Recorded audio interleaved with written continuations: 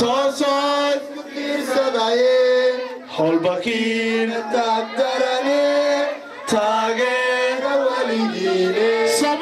bandhigan oo ay si wada jir ah u soo qabanqaabiyeen dhalinyarada waayaha cusub iyo Kawani Lead Fest ayaa waxa ay ka dhacday magaalada Nairobi ee dalka Kenya xafladan ayaa waxa ay ahayd mid si aad u qurux badan loo soo agaasimay isla markaana ay ka soo qayb galeen dadweyne aad u fara badan iyo waliba marti sharaf isugu jirta Soomaali iyo ajaanib bandhigan oo socon doona muddo 5 casho ah ayaa waxa uu ku saabsan yahay kaalinta uu fanku ka qaadan karo nabadda iyo horumarinta dalka iyo waliba sidii loo soo saari lahaa dhalinta iyo sidii loo horumarin lahaa fankooda sifihi saqad ka bahadan sikaka hangasho sulaqo shawayan iyo maridku safaye wasaludaha bixiyado gajas haralaye sixirkan dadwalka markuu saylada imaade saqiir iyo cirol iyo dadwa wada saqramaye sida duula maray bayda baha sirare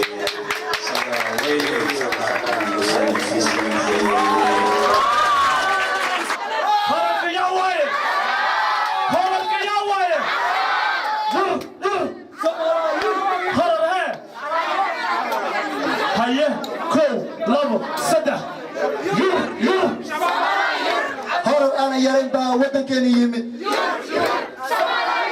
هور أنا يرين با ودكني يمين ميدي بدا يلو قال كلا رضا يا بسكال دليلتنا لغو يا أسر كبيا مراد لحسكرا وهرسada iyo xibtana ka horjeego يا قمتا يديتنا نهاريس لغو يا ردي كيا صعد يا سيدنا دبا ما هيرسن نيكي يري يقدرنا وقف ويه جمايل waxay yimid ruuxiyeesh dambi aad qaacidana u yeeraysa qaribada lagu yaaco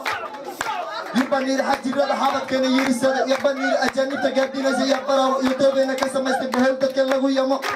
وهل كان تباه الليلة وهل مطيبة أصاه الليلة ضوي عمرنا ما ومدينة ويا أصول وصل وعلي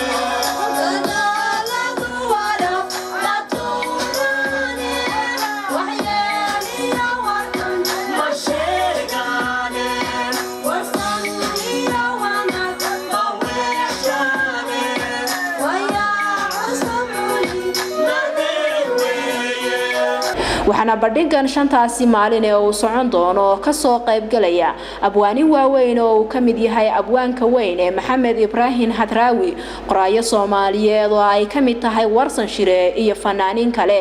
dhinaca kale waxa halkaasi lagu soo bandhigay buugaag ka turjumaya nabadda gabayo iyo qormooyin ku saabsan naqdinta suugaanta Suleekha Cabdullaahi Xirsi telefishinka qaranka Nairobi